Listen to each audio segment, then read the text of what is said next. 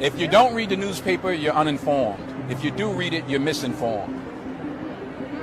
So what do you do? That's a great question. What is the long-term effect of too much information? One of the effects is the need to be first, not even to be true anymore. So what a responsibility you all have to tell the truth, not just to be first, but to tell the truth. We live in a society now where it's just first. Who cares? Get it out there. We don't care who it hurts. We don't care who we destroy. We don't care if it's true. Just say it, sell it. Anything you practice, you'll get good at, including BS. I am particularly upset by the handling of this mass matter by the incredible, terrible mass media. At every opportunity, the media has dissected and manipulated these allegations to reach their own conclusions. I ask all of you to wait and hear the truth before you label or condemn me. Don't treat me like a criminal, because I am innocent. The whole thing was a debacle. It should never have been tried. The case was an open and shut case, with countless loopholes and contradictions. But did the media care to cover the aspects fairly? No. They only cared for their ratings. Media's role in suppressing the truth was massive and calculated. While Jackson was fighting for his life, they made the trial more of a circus with their unwise reporting. The media was so heavily vested on the prosecution's case, that they deliberately ignored the defense. Much of the media reported only on the salacious claims of the prosecution witnesses, while failing to report that these same witnesses were totally discredited during the cross-examination. The defense case was given little airtime and attention, while the prosecution's claims were treated as gospel. The truth was not important, as it did not sell. The media, just the way they reported the case was just remarkable. They would hear salacious testimony and the reporters would run out and report it. They would not wait for the cross most of the time, or they'd want to ignore the cross. And it was just clearly their goal was ratings, revenue, which you would expect. They're nothing but businesses. And their goal was to see him go down. Court TV was just reporting, the scandalous comments that prosecutors would bring out of their witnesses on direct examination, and then ignoring what would happen on cross-examination. Nobody's talking about the cross-examination that eviscerates a lot of these witnesses. And I had great respect for Court TV until this particular case. They just became a cheap tabloid as far as I was concerned. They brought in Diane Dimond, who was not a lawyer, who clearly had a bias. She'd been sued by Michael Jackson in the 90s, had even gotten District Attorney Tom Sneddon to sign a sworn declaration to support her position in the case. And the fact that they would make her their lead correspondent, it's hard to explain the atmosphere that surrounded that trial. It was a tabloid mess. It was just daily efforts to besmirch and degrade and dehumanize and mock Michael Jackson. They think what they watch on TV is the trial, and that's not the trial. Even lawyers you've never heard of would end up on TV, talking about the case they have no connection to. I think that we have developed an industry of would-be experts who are not professional, who are not experienced, who are very amateurish in their comments about what's going on in courtrooms, and who are willing to give opinions when they're not even there. And I think it has become the theater of the absurd, and I think it reached its lowest level in this case. The factual inaccuracies, the obvious bias among people like Court TV. How do you compress, 6 to 8 hours of testimony into a soundbite? You can't possibly be accurate. From time and time, various internet websites, gossip blogs and even the mainstream media have been gossiping and blatantly lying to have found child pornography during the police searches at Neverland. Child pornography is illegal in any form, and the mere possession of it is a crime in itself. Had there been any child pornography found in Jackson's possession, he would have been arrested right away and charged for it. He was never even charged with such a crime, let alone convicted of it. All were legal art books and art photography. Majority of them didn't even have children in them. In fact, 3 of these books are in the United States Library of Congress. The pornographic magazines and adult DVDs that were ever found were all heterosexual in nature, and all legal. Even the prosecution admitted that all of this material was illegal, and none depicted any illegal activities such as child erotica. However, they claimed that Jackson used these to groom children for sexual abuse. But these unproven theories came from an accuser with serious credibility problems. Jackson was a prolific and voracious reader who frequently spent thousands of dollars at a time in bookstores. He had a huge library and owned over 1 million books, much of them in storage. And there were about 10,000 books in total in areas where the police had focused their search. Because I get all you wouldn't believe the amounts of mail that I get. And if you say to somebody, you know, if I let the fans know I love Charlie Chaplin, I'll be swarmed in Charlie Chaplin paraphernalia. But if I say I love children, which I do, they swarm me with everything pertaining to kids. Michael received so many books and magazines from all over the world. And a lot of the so-called Playboy magazines were magazines that he received from others, not that he went out and bought them. And so he had a huge library of all sorts of books, classical to children's books. I mean, he had a library that was bigger than a public library. The extent to which tabloid media went to sway the reader's mind can be understood when Radar Online in 2016 used a picture of this girl, indicating that Jackson found pleasure in torture of children, only for the artist of the picture Jonathan Hoban to call them out, that it was not even created until 2008, and was not published until 2010, a year after Jackson's death. The paparazzi had a huge part in turning the public against him. By constantly photographing him in awkward moments, unflattering angles, and under bad lighting. Purposefully trying to make him look like a caricature of himself. Note the use of this photo paints a very clear picture of how media wanted you to interpret the direction of his case. They took out the most unflattering pictures, and sometimes even edited them out to suit their own narratives. Irresponsible and manipulative marketing at its finest. Especially when you consider the smiling and sympathizing image they use for Harvey Weinstein. No pictures of Jackson's bruises, no mention of him getting locked in a toilet covered in feces, no mention of abuse in the hands of police.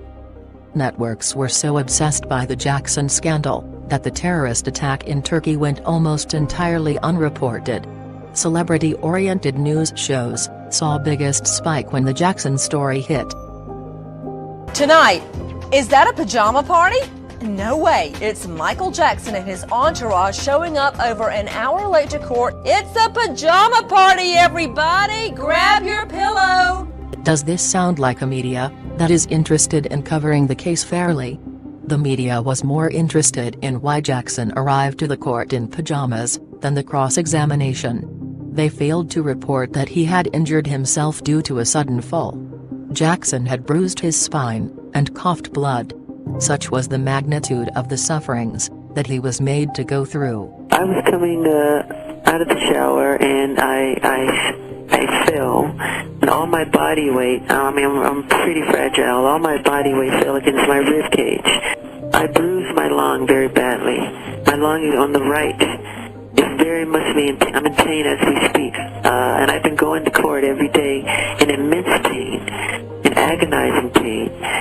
But what we're looking for is the coughing of blood now, because the doctor said it could be it's still very dangerous as we speak. And if I coughed the blood, he said it's a very dangerous thing.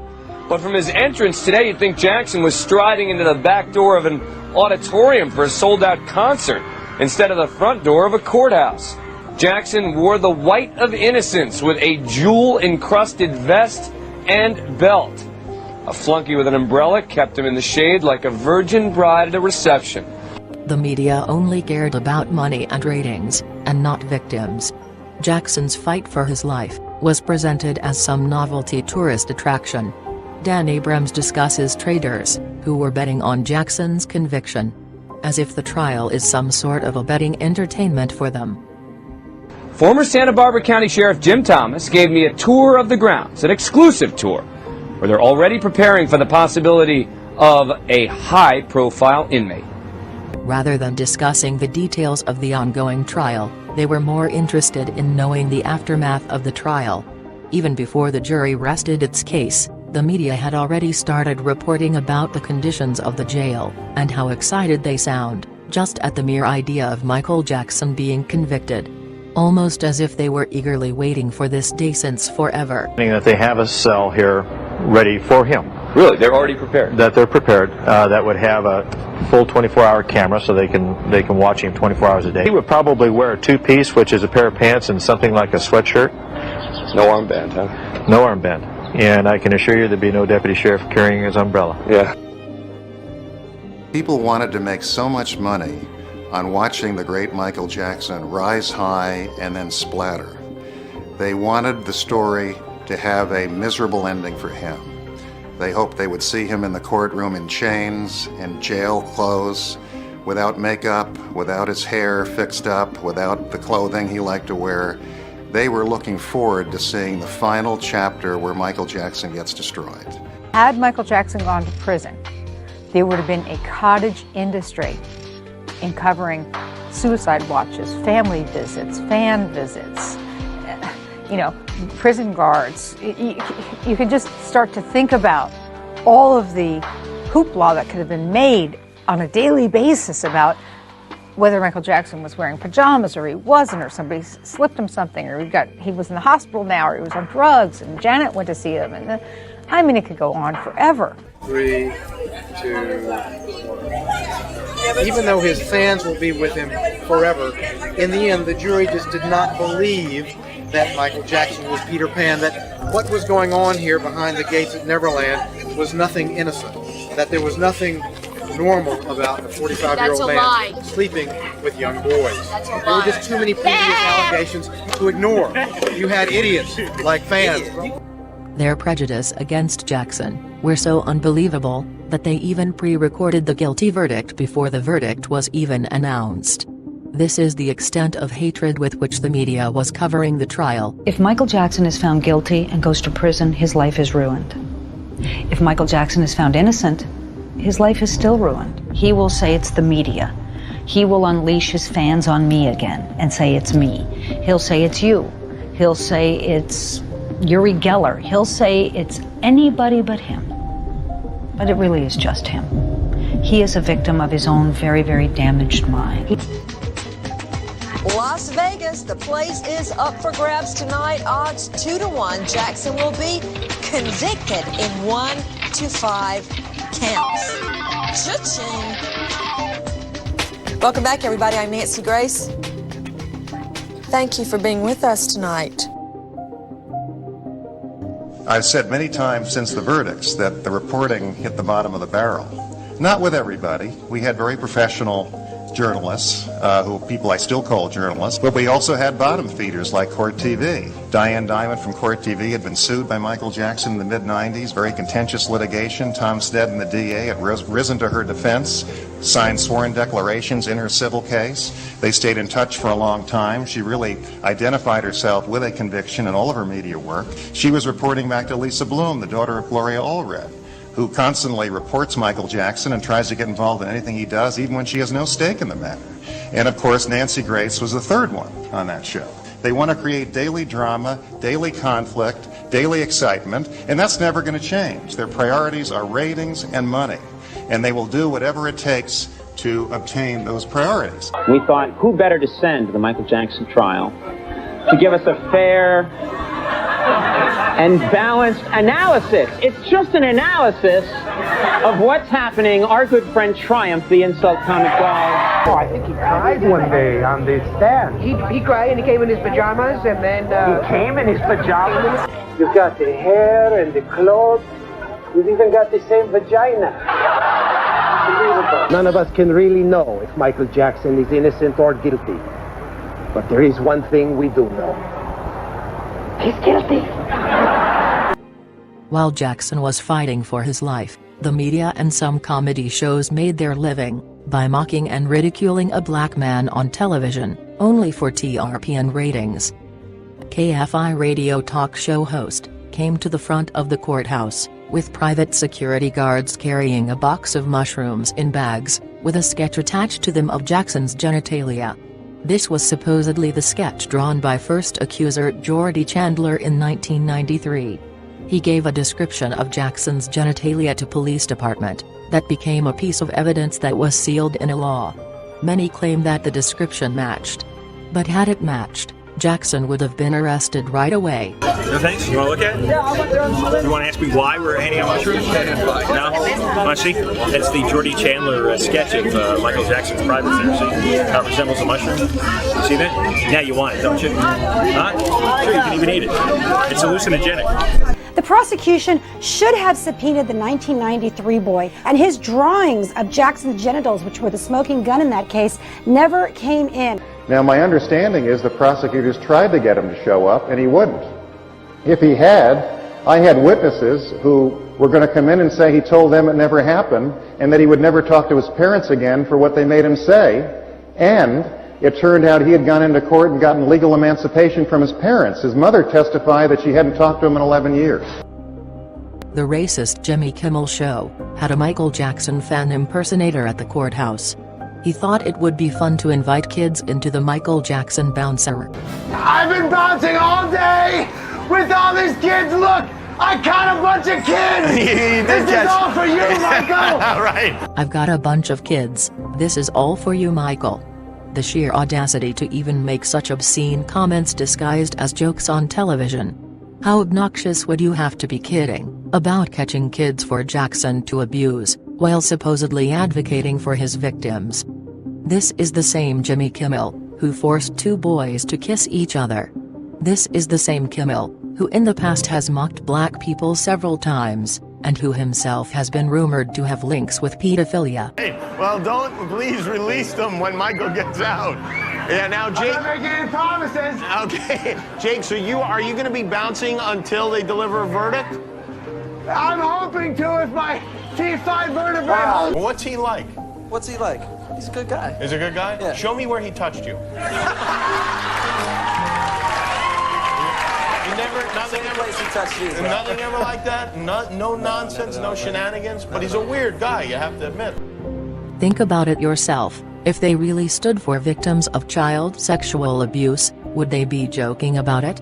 The only reason these media personalities had the need to crack distasteful jokes on such a serious issue is because they knew well themselves that the ongoing case was not only false, but absolutely bogus, and hence was a perfect way to garner views and ratings for their comedy shows, and make money out of it, without any consequences. There is no way to know precisely how much money the media wasted on the dehumanization and slander of Jackson. Probably millions. While the prosecution both in 1993 and 2005, struggled to find credible corroborating victims and witnesses in support of their case against Jackson. Much of the media, instead of reporting impartial and factual events, they corrupted the legal proceedings, by offering monetary rewards to people who were willing to make up slanderous lies about Jackson and his relationship with children. In 1993, Ron Newt was contacted by National Enquirer, who offered him $200,000 to say that in the 1980s, his then 11-year-old twin boys had been molested or improperly touched by Jackson. I said, I'm here to help Michael. Oh, he said, oh no, we don't, that ain't what we want with you. We heard it that your boy spent nights at the house. We want to know if Michael tampered with him. I just picked him up or touched him in any kind of way. If he did, we got $200,000 for you. He said, you show what I'm going to do. I'm going to draw a check up, a contract up, and I'm going to show you we're going to give you $200,000. So they want to pay you $200,000 to say that Michael Jackson molested your kids? Yeah, just touched him or whatever, molested, touched him or anything. He said, say he grabbed you on the butt. Say he grabbed you and touched you in any kind of way. He told us he took all these people down. Now he was going to take Michael down. That he would really destroy him. He told us he took all these other famous people down. All the major people that had scandals against them. He said, we take these people down. That's what we do. My dad said, these dudes are offering this money to take Michael Jackson down. And the guy said, say he touched you. All you have to do is say it. But you might have to take the stand. You might have to go on Oprah in front of all these people. You have to be prepared for this thing. Just say it. And we'll give you money. Recently, in March 2019, Newt was approached by people connected to Oprah to lie about Jackson. He refused, and was due to go on Tariq Nasheed's radio show, where he was to talk about how it was guys related to Oprah that were wanting to set Michael up. Unfortunately, 2 days after he refused, and on his way to meet Derek, he mysteriously died. No prior health issue, nothing. Ron was recently offered more money from people connected with Oprah to tell more lies on Michael. Yesterday, Ron mysteriously died. You don't think that for the interviews that they're doing, they're not getting paid? Because I've been offered 6 figures already for an interview, and I turned them all down. I told them to go fuck themselves. In 1993, Jackson's cousin Tim Whitehead was offered $100,000 to say that Jackson was gay. Actor Alfonso Ribeiro, who as a child artist appeared in the Pepsi commercial with Jackson, revealed that his father was offered $100,000 to say anything negative about Jackson. With the mainstream media ignoring the most important facts of the case, there's no doubt that Jackson was a victim of false allegations, and plenty of kids and parents tried to sue him for money. For which one was even caught on camera. A kid accused Jackson of molestation, only to be revealed that the kid had not even met Jackson. You planted all this stuff in this kid's head. I didn't plant it in his head. He was asking questions. I answered them the best I can. I told him what I could tell about the place. Because I want Michael to face it. So this kid is a A1, #1 liar. Professional. Rodney Allen, the man who coached the kid to accuse Jackson, turned out to be a pedophile himself, who was later convicted and put behind bars in Canada. An 18-year-old Daniel Capon, with his mother, contacted the police, accusing Jackson of sexually abusing him when he was a child. They were represented by Gloria Allred, the same attorney that was hired by Chandler's in 1993. They filed a civil lawsuit against Jackson, but later the boy's father revealed that the boy never even met Michael Jackson. Not only that, the boy even sued Jackson, accusing him of stealing songs from him, including the ones in the Bad album that was released in 1987, when Capon was no more than 2 years old. The Jackson story is the biggest story at the time. It was front page news on every English paper. We will fly stories. We will take a shred of fact and go with it like a great footballer with a ball. We will spin down the field with that and try and score a goal with it. And maybe we will, maybe we won't. But we'll take a shred of evidence and try and turn it into a story. I cannot think of a story that's bigger. I mean, this is a story, if not of the decade, or certainly of the decade, but probably of one of the great stories of the century. When you buy a story, there's always this shadow of doubt that are they telling you the truth, or are they telling you what you want to hear? It all boils down to cash. And you'll now have housekeepers go to work for celebrities who keep diaries and who take pictures and who make a living out of this. We have maids, and we have housekeepers, and we have chauffeurs, and we have personal managers. And if you look in trade papers in Hollywood, you will see ads. Do you know a lot about the stars? Is there something about your job or the people you know that makes you an expert on show business? If so, we'd like to talk to you. The problem was people around him.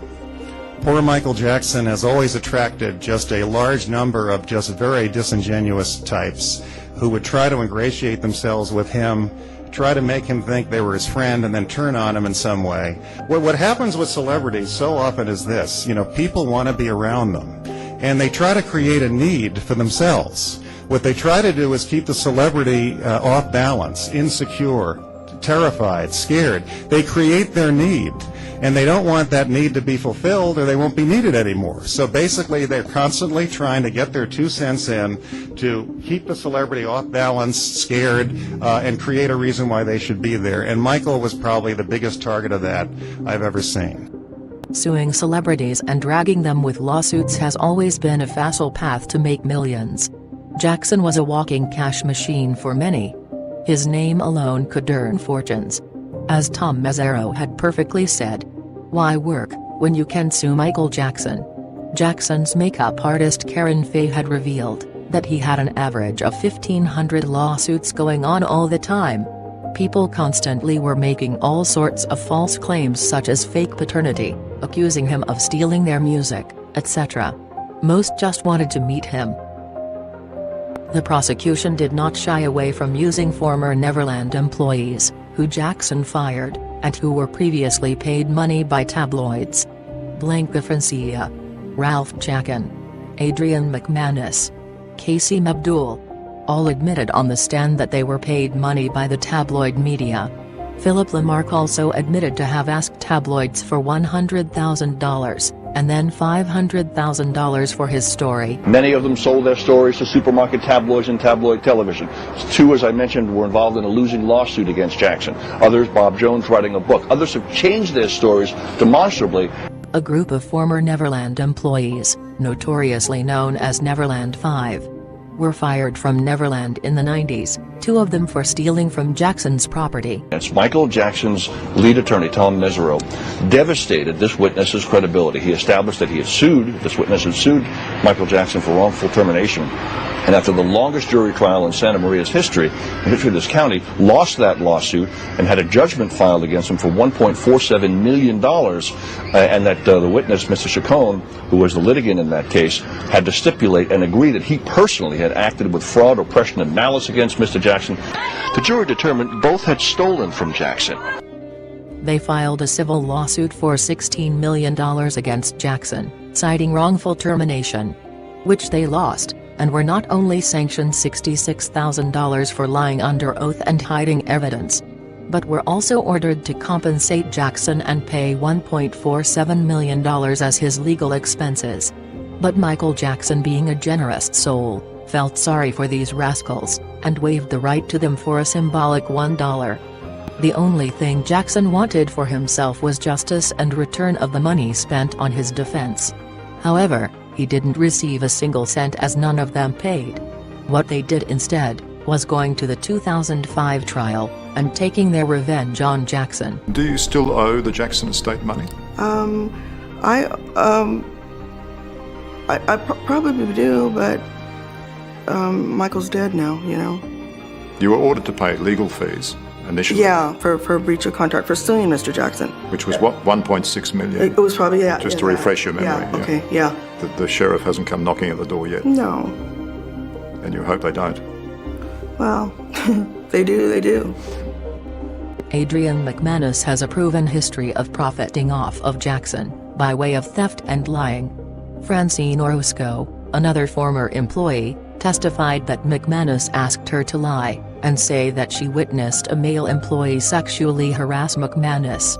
She once visited McManus at home, and McManus showed her a room filled with watches, posters, clocks, sunglasses, t-shirts, and laundry baskets filled with Jackson's clothes and other items that she stole from Neverland, for which she was fired by Jackson. It was also found that McManus stole a drawing of Elvis Presley that Jackson made, and sold it for $1,000 to tabloids.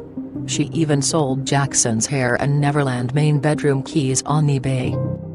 Adrian McManus and Abdul gave a sworn declaration and signed a statement respectively to police in 1993, claiming to have witnessed no wrongdoing, but changed their versions after getting fired.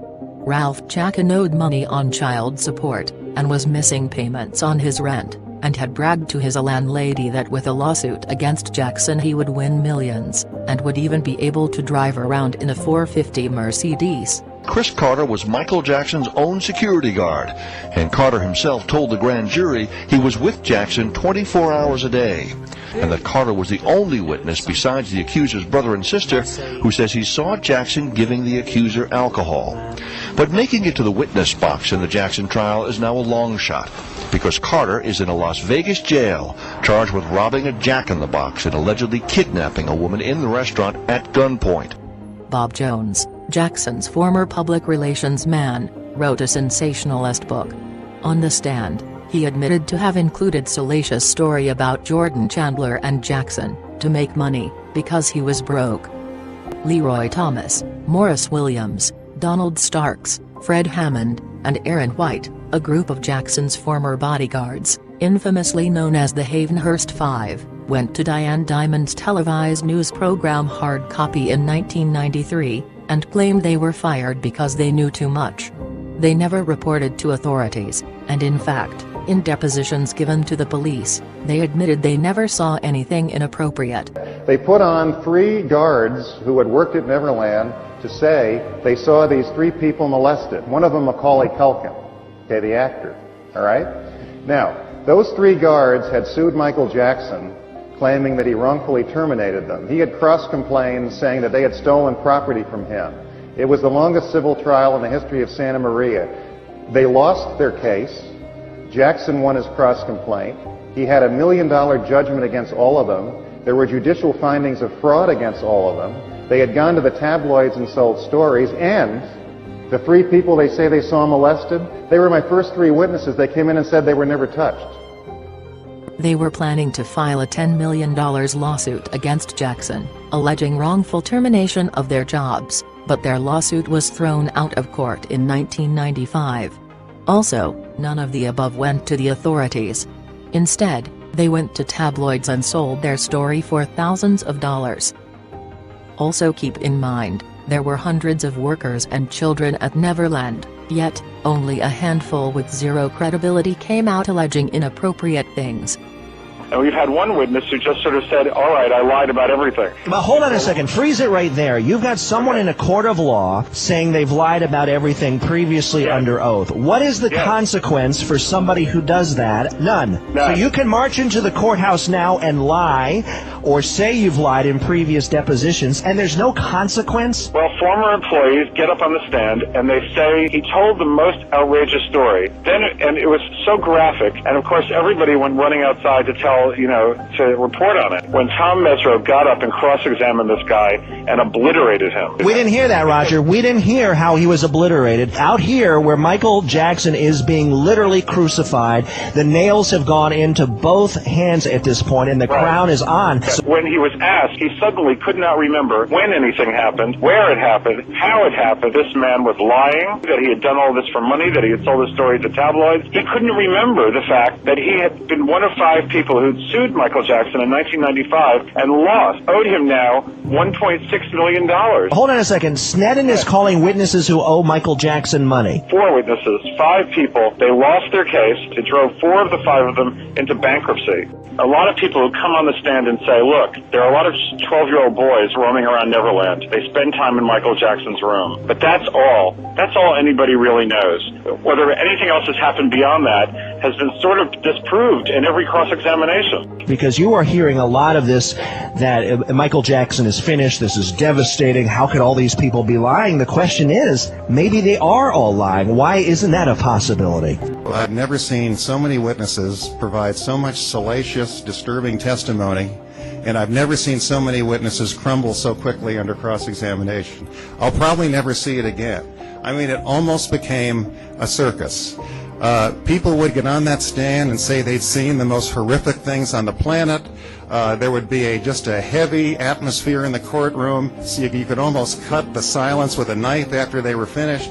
And on cross-examination, they would just splatter. Another couple, Stella and Philippe Lamarck, would emerge as key witnesses in the Jackson investigation. This French couple worked for Jackson for 2 years, until 1991. When the scandal broke, they turned to their friend, Paul Baresi, a former porn star who claimed he'd once made $100 grand selling a story to the Inquirer. My interest in helping them was that they promised me a percentage of what they got. I was not on any kind of crusade to bring anyone to justice, and whether Michael was guilty or innocent at that point was inconsequential. My interest was strictly for the money, as was their interest too, I might add. So you have, say, Australia will say we got $20,000. For them, it's quite a cheap story. I mean, they've got a cracking story for $20,000. But that's not enough alone to tempt someone like the Lamarcks to sell their story. So then you go to Germany, you get another $20,000. You go to Italy, another $20,000. Before you know it, you're up $100,000 $100,000, $200,000, and that is enough for a family to come forward and talk. A lot of people who claim to have witnessed Jackson doing this, that, or the other, they weren't going to the police first. Their main interest was money, and they were coming to journalists who could give them money. The first time I heard the story about Jackson, his hand was outside the kid's pants. They were asking $100,000. As soon as their price went up to $500,000, the hand went inside the pants. So, come on. The second great wave in the Jackson scandal. Former employees who tell their stories. Michael Jackson's former housekeepers lift the lid on what they say was life at the Neverland Ranch. The Kindoys at first wanted $900,000. Where they got that figure, I have no idea. It came down to $500,000. They're two people I would not trust at all, and I think that they really have gone to town to do Michael Jackson down for the mighty dollar. Now they see money again being offered around and they want some more. I swear I saw MJ fondling the little kid, like his hands traveling from the kid's face, his thighs, legs, around his body. News of the World gave its tapes to the police, who only then put 2 cops on a plane to Manila. Maybe these servant stories were true, but which version? And what would a courtroom lawyer do with a story which, for 2 years or more, was withheld from the law, while it was teased and touted, edited, rewritten, and finally turned to cash? In the end, the DA concluded the Kindoys and Lamarcks were both useless as witnesses. I'd see the undergarment of the child lying on the bed or on the floor. I saw the child naked. Well, if they're lying, they should be afraid because they're going to be in big trouble if they're not telling the truth. In the tabloids, it doesn't matter if it's true. If you got someone to say it's true, everybody's happy. This was a multi-dollar business for the media. They took every former employee's testimony at face value and marked them as credible, when in reality, their stories kept changing for money. The 2003 to 2005 period, which culminated in the trial, saw the tarnishing of Jackson's image escalate to levels never seen before. From the pictures published on magazines, to the continuous mocking on television. It felt as if he couldn't take a single step without being harshly criticized. The media certainly taught the public what to think and feel about Jackson, and how to respond to any news about him. To be disgusted, proclaim guilty. Call him a freak. Call him Wacko Jacko. Strip him from his ethnicity. And call him a white man. The lead prosecutor Tom Sneddon had a very corrupt history. There was a long list of people who made allegations against him, involving unreasonable search, false arrests, excessive force, malicious prosecution, conspiracy to violate civil rights, negligence, battery, abuse of power, and other charges. A Judge Diana Hall refused to change her ruling in favor of Sneddon. He then brought bogus allegations against her, ruined her career, and humiliated her by making it public that she was a lesbian. This was the same district attorney Tom Sneddon who failed to convict Jackson in 1993. As a result, he became obsessed with convicting Jackson, so much so, that he tried to plant false evidence against Jackson in court. You cannot falsify evidence and then just say, oh, we lost the case. No. He had that boy put his fingerprints on the magazine at the grand jury. And the reason we know that because the alert Tom Mesereau, the defense attorney, got the grand jury transcript. And one of the grand jurors said, shouldn't that boy be wearing gloves? Then after the grand jury, they sent it out for fingerprints analysis. So where did the boy get his fingerprint on the magazine when the boy testified he hadn't even been at Neverland for months when that magazine was published? Tom Sneddon be indicted for falsifying evidence in the Michael Jackson trial. And I was a witness. I was right there in the courtroom, watched him get caught, false fingerprints evidence, the phone evidence that they tried to create to say there was a conspiracy and all these phone charges, half a day on that. This guy literally falsified evidence, and it's on the record. And there's millions of Jackson fans hate Santa Barbara County. Yeah. See, I'm not aware of any of this, though. And the jury looked at all this false evidence and said, there's no way we can convict this guy. We got a pile of crap from Tom Sneddon. But this thing, what he did to Michael Jackson, was so beyond the pale of forgiveness. I believe Tom Sneddon should be serving time in prison.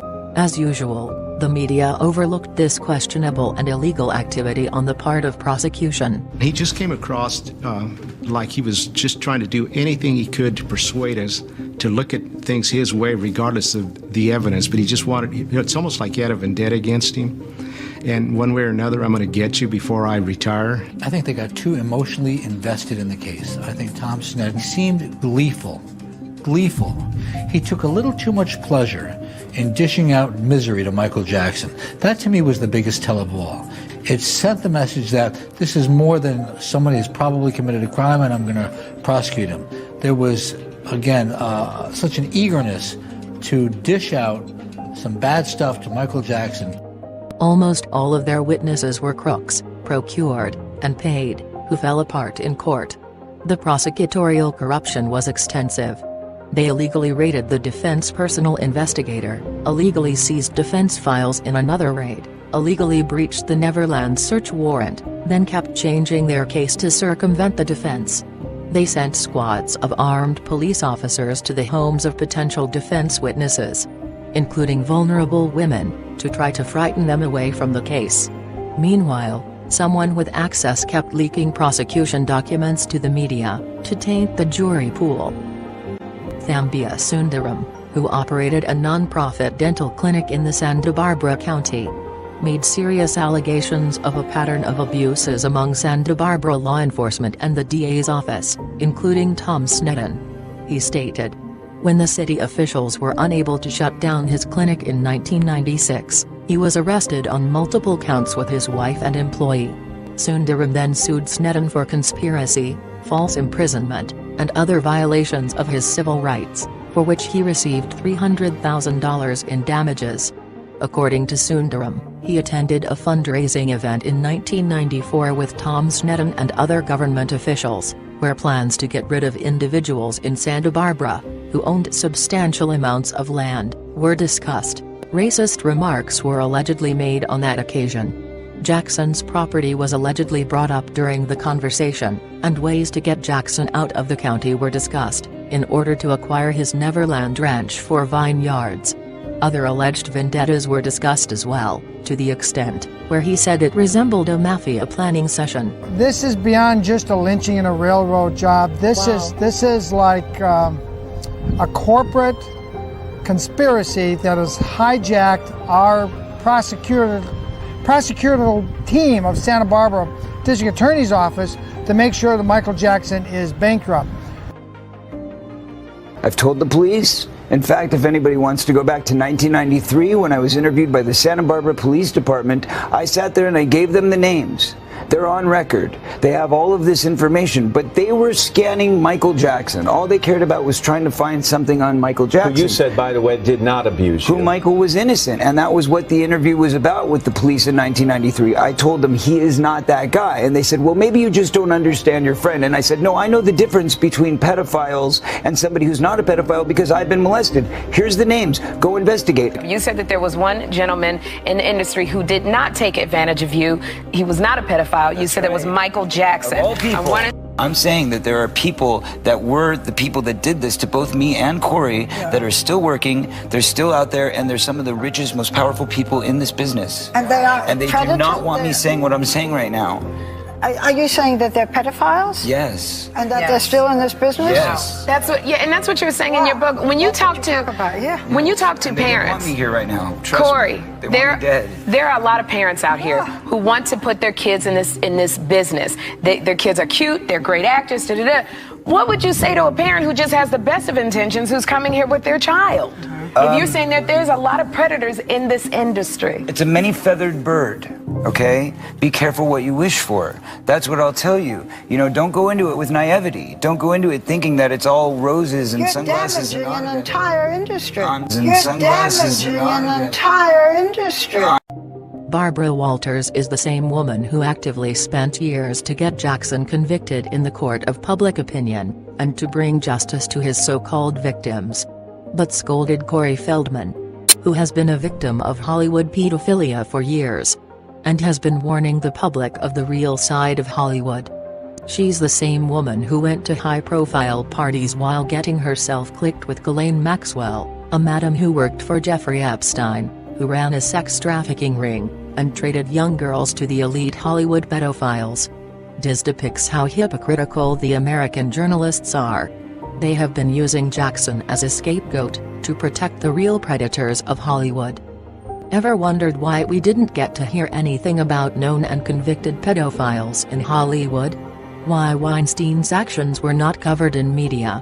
Why Hollywood was busy celebrating convicted pedophiles like Roman Polanski, but dragged a vindicated black man? Years old and somebody, which I was trying to say this to my friends who had children, you're 7 years old and someone is stroking your penis. It feels good. Even though you don't have a name for what that is, it feels good. Ever wondered why we never hear of any allegations against Oprah in the media? Whether it's her father getting accused of assault, or her school in Africa for being in the light in relation to child trafficking, or her silence on her best friend Harvey Weinstein, or John of God, whom she had even promoted. You will never hear stories that demeans her reputation, even if they're true.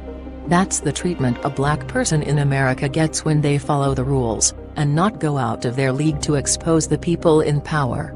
Something that Jackson never did, for which he had to pay the price throughout his life. The media was certainly disgusted that a black man owned half of the music industry. The media was angry that a black man won the hearts of every race, every age, every demographic, globally. The media was repulsed that a black man had more success and money than their white idols.